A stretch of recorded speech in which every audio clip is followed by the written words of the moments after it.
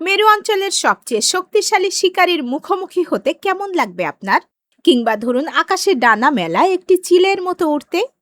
পৃথিবীর অন্যতম কঠিন আর ধৈর্যের কাজ সম্ভবত ওয়াইল্ড লাইফ ফটোগ্রাফি। আর এবছরের সেরা ফটোগ্রাফি অ্যাওয়ার্ডের মনোনয়ন ইতোমধ্যে চলে এসেছে।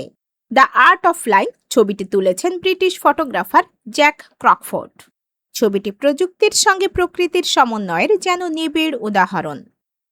আরবান ওয়ান্ডারার ছবিটি তুলেছেন জাপানের সোরামিয়া যাওয়া শহুরে জীবনে এক ব্যাঙের বিস্মিত পদচারণা এই ছবির উপজীব্য।